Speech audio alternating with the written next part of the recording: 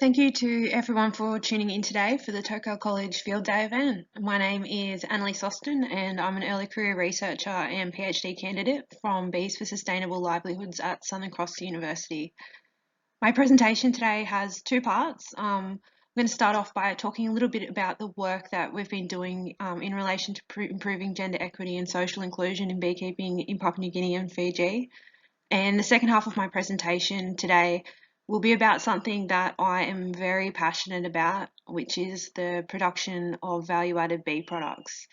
So it's really exciting to be speaking with you all today about this area of income diversification from beekeeping, especially because of the release of TOCAL's Ag Skills Guide on value-added products. So to have a publication which has been made here in New South Wales and both based on local resources and methods is really beneficial when you're starting out thinking about the different products you can make from your hive and how you can transform them as well.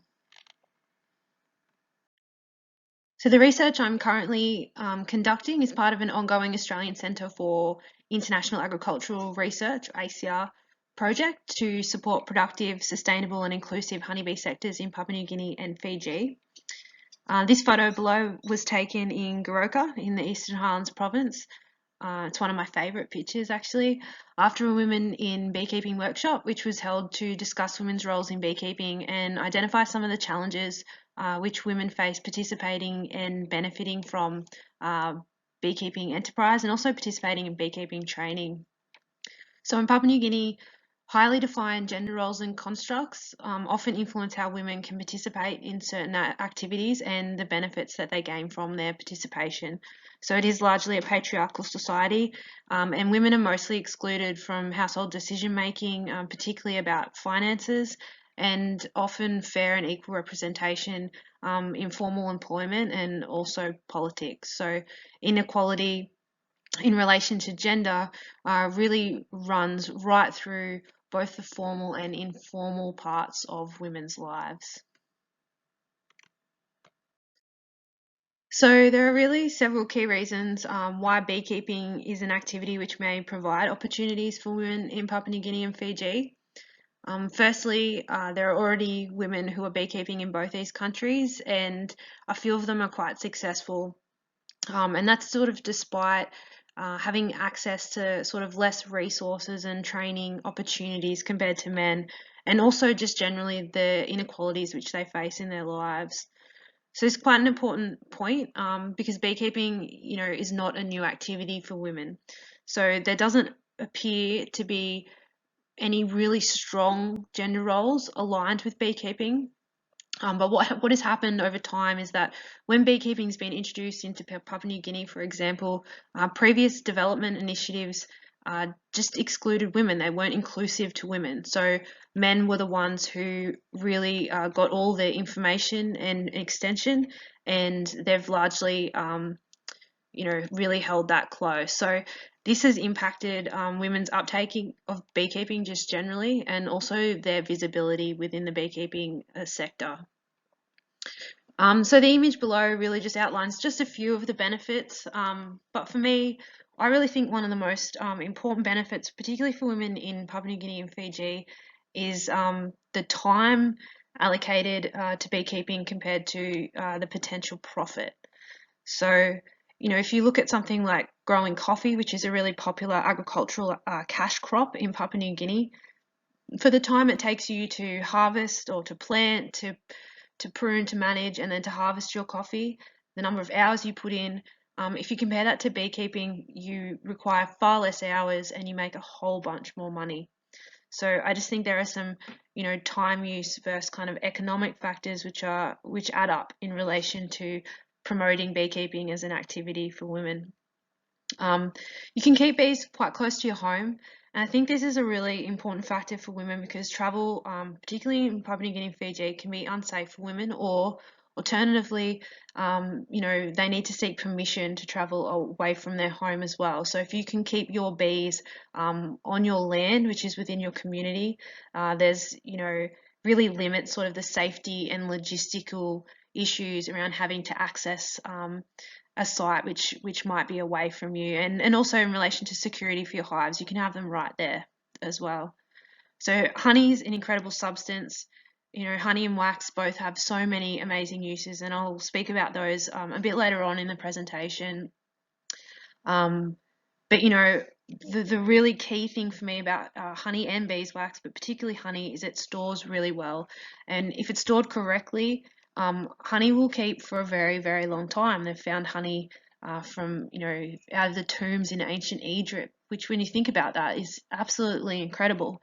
I'm not sure if you would eat it, but still, it just shows that being a hydrophobic substance, it doesn't deteriorate or rot in the same way that other fresh produce often does. It doesn't require refrigeration, doesn't require cold storage. So, you could store honey away and then go and cash it in or sell it to a processor when you need to meet, school fees, or if anyone in your family needs medical treatment. So I kind of think of it as a bit of a bank or an investment for, rural farmers who live in quite remote locations at times as well.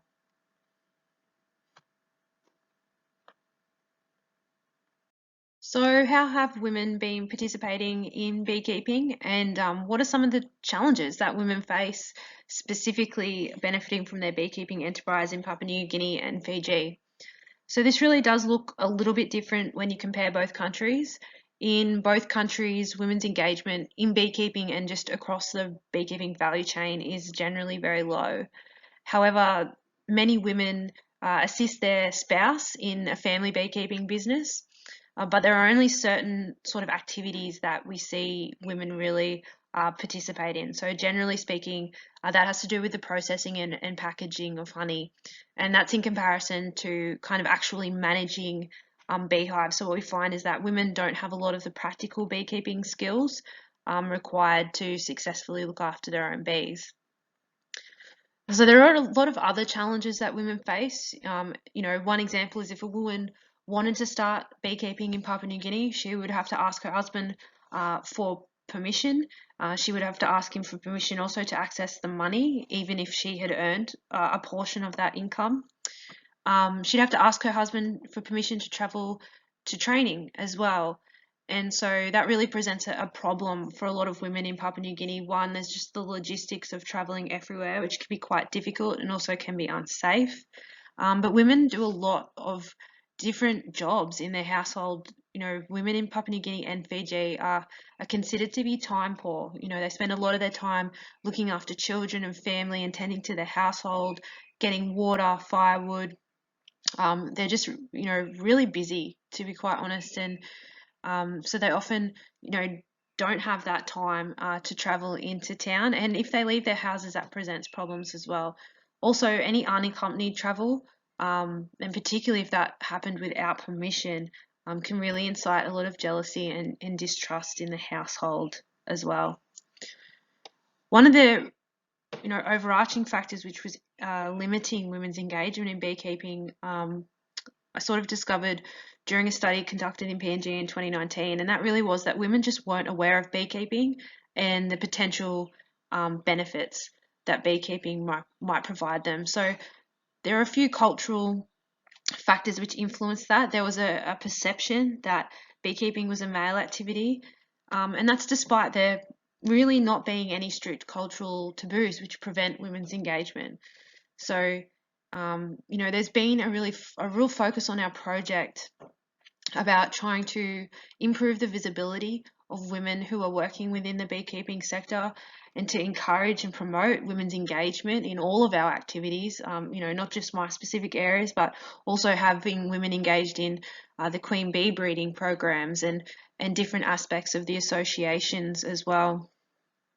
So, a large part of what we do is that we spend time building capacity with a lot of the men so that, to really understand why being more inclusive and engaging those women who are participating and trying to encourage others to participate as well, is beneficial to them and their organisations. I just wanted to share this photo with you. This lady, her name is Henna, and when I first returned from Papua New Guinea, she messaged me. She was so incredibly excited, and she told me this story. Her and her friend were out beekeeping. They were dressed up in all their veil and their garb and the whole lot of gear, as you all know. And they were working away, and two men walked past and addressed them as though they were men, because they couldn't tell from the distance and from behind that they were women. And they were just so empowered by that. So they turned around, and the men realized that they were in fact women, and the men were really shocked and amazed that women were beekeepers and that they were out there, and they weren't afraid of the bees. And Henry was just so happy, that for that moment, I suppose, in her life, in her existence, in her community, in her culture, in their society, for a moment, it just wasn't based upon their gender. And for that moment, they felt equal. And, that is really a marker of empowerment, even though it's temporary. It's that feeling that, you don't have those barriers on you. So for me, it really shows, or it just demonstrated or reinforced, I suppose, how powerful this activity potentially is, for women in Papua New Guinea and Fiji, and really ultimately for all of us, even here in Australia. We're the same once we're in that bee suit. You can't, really tell gender or race or religion, and I just think that's a really beautiful thing.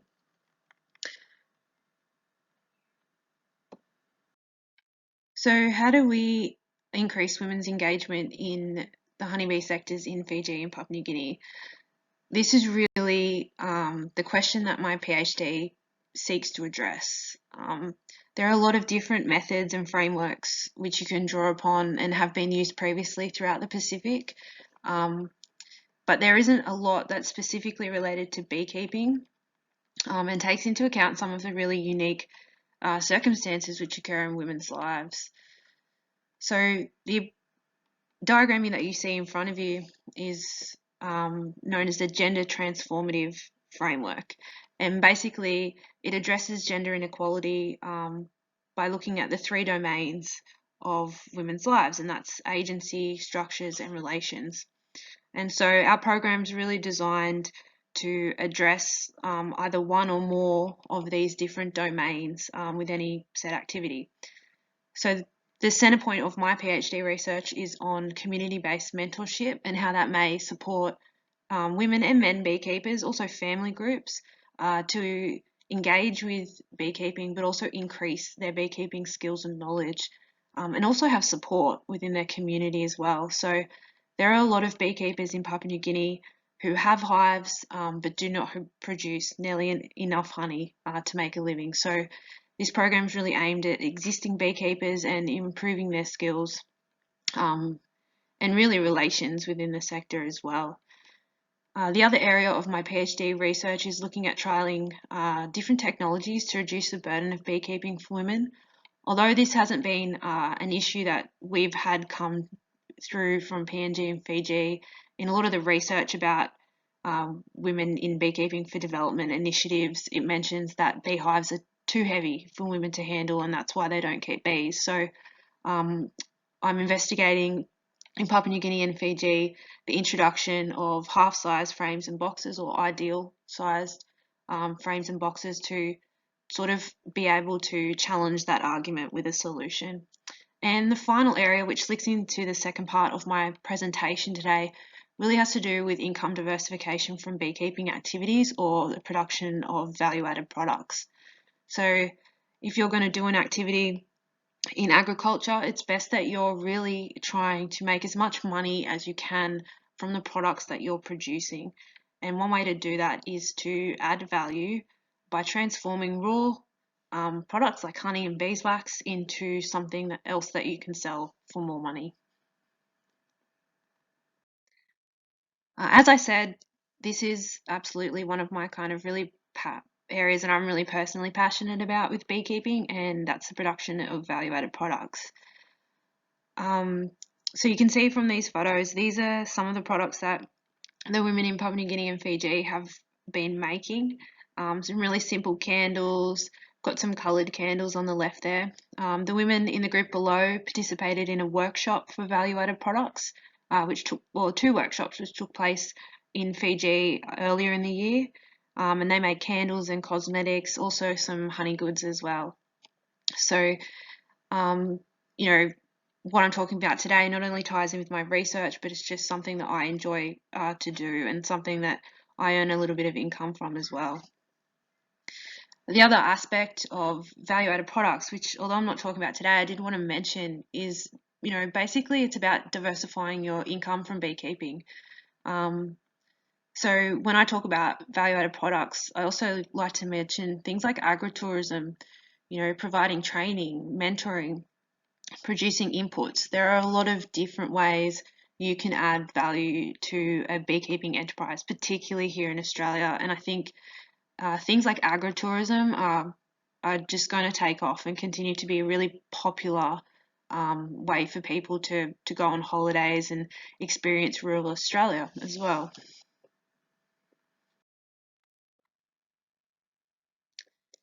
So, we are here to talk about value-added products. So, what exactly does that mean? As the name suggests, sort of value-added products or VAPs refer to taking raw product and transforming it into another saleable product. So, this doesn't just apply to bee products. There are many examples of VAPs in agriculture today.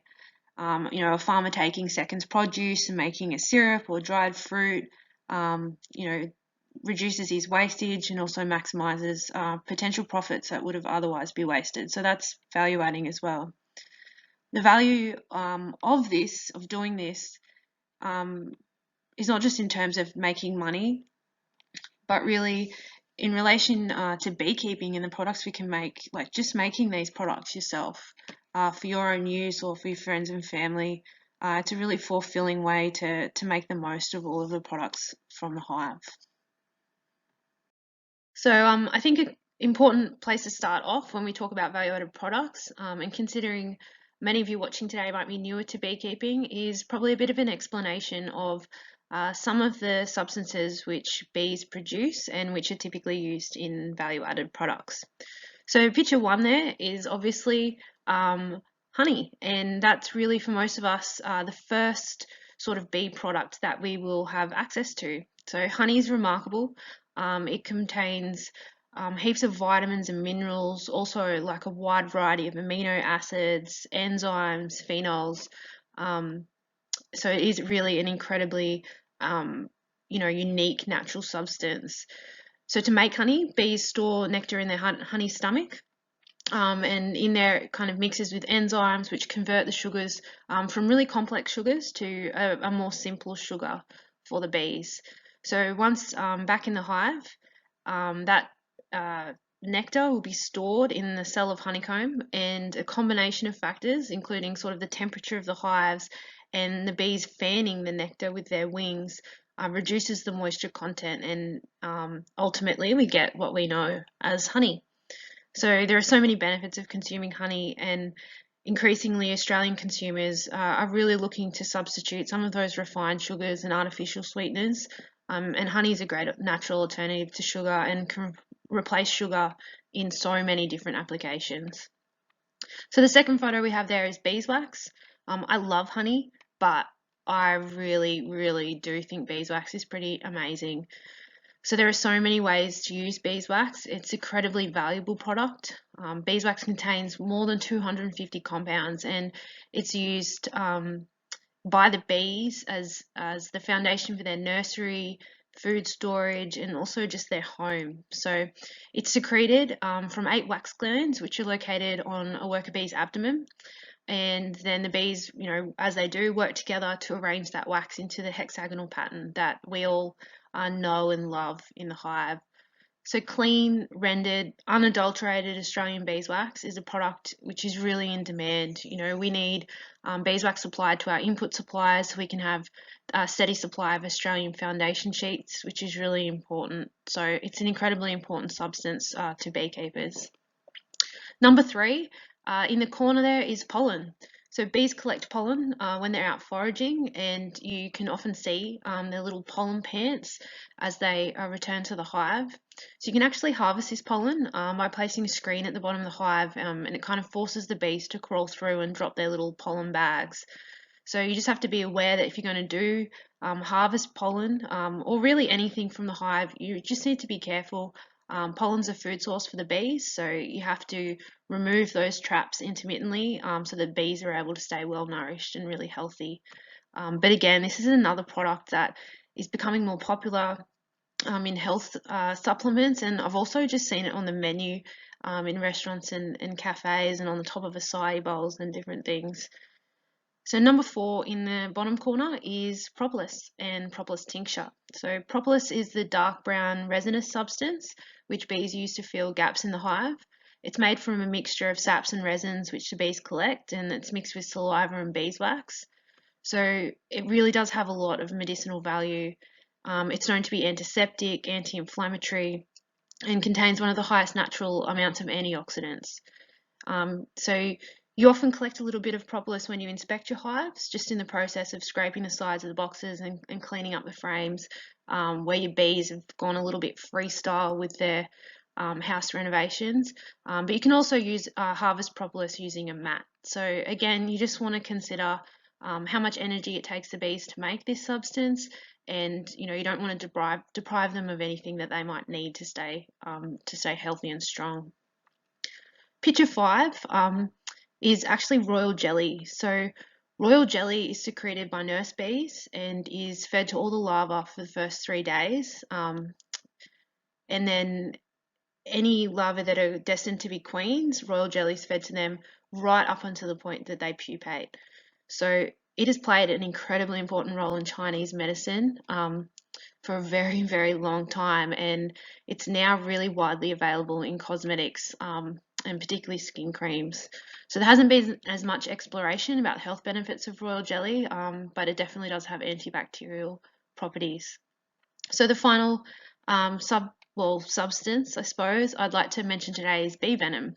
So I included this in here because apitherapy is just gaining, more interest, and bee venom has been used as a treatment for the conditions such as arthritis since like ancient times. So again, very long use of this substance. Bee venom can be extracted from bees, but sometimes this therapy really just involves people being stung by a bee in controlled circumstances. So some of the proteins in bee venom are said to stimulate cortisol production, which is anti-inflammatory. So that's why it has an impact on conditions such as arthritis. So, if you've been getting stung by your bees working in your apiary, they're just trying to help you out with a bit of a free apitherapy session on their behalf. So I really wanted to spend just a few minutes talking a bit more specifically about some of the products you can make from the substances that are coming from the hive. So one of I think the most versatile hive products is definitely beeswax, and one of the most popular value-added products is absolutely beeswax candles.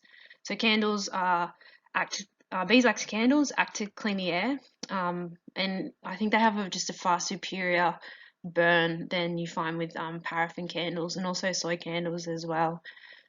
Beeswax is natural. I don't add anything else into my candles. They have a really lovely, natural, sweet honey aroma that I just really enjoy. And there's so many different ways you can produce candles. The ones in the top corner there are dipped candles. The ones on the other side are made from, using really intricate molds, and they're beautiful as well. So really an incredible array to make candles from beeswax. In the middle, on the top row there, you see a picture of honey. So I included that here because, you can take raw honey and infuse it with botanicals or herbs or spices. You can have creamed honey, and you can see there's some blueberry creamed honey. So again, you can add a whole bunch of different stuff to that. And you can cook with honey. You can bake with honey. You can put honey in lotions and skin creams. So there are a lot of different opportunities to add value to your honey. And even for me, when I see like honey that's differentiated between floral sources, so in my opinion, that's adding value to your product and informing the consumers more about it as well. So I think that's really positive. So in addition, beeswax can be used to make lotion, salves, moisturizers, lip balms, an incredible array of kind of body products. And again, a market that people are really interested in, sort of reducing the unnatural kind of cosmetic products that we put on our skin every day. So I found that lip balm's incredibly popular, as is sort of moisturizing lotion, and both of those I use myself as well. So next to that you have beeswax wraps. These are really popular at the moment. They're still one of the most popular products that I sell, and people are really looking to reduce the amount of plastic that they use. And so these wraps, they're reusable. I've used a set for like 2 years, and so they really provide that alternative, which I think has been largely missing from the market outside of kind of Tupperware. So very popular. But beeswax can also be used in so many ways, and it has been used in a lot of different ways throughout history. So a wood conditioner, beeswax can be used as a waterproofing agent for canvas. You can waterproof tents and seams and shoes. And also down in the corner there, I just put that in there.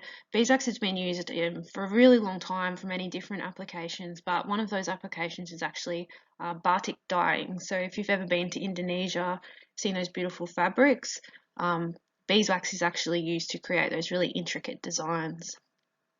So I just put this slide in to show some of the ways that I use honey. So I bake with honey a lot, and you can see some cute little honey cupcakes there with a honey syrup and also fresh honeycomb. There's some honey throat lozenges. Again, really diverse. You can add ginger, you can add lemongrass, honeycomb at the bottom. Who would have thought honeycomb often doesn't actually have honey in it? So that's something that is really popular around our house. I also make a really simple syrup with honey and lemons, and I use that in hot and cold drinks, in my baking, and also in some savory dishes as well. So there are a lot of different ways you can use honey and add value to honey as well.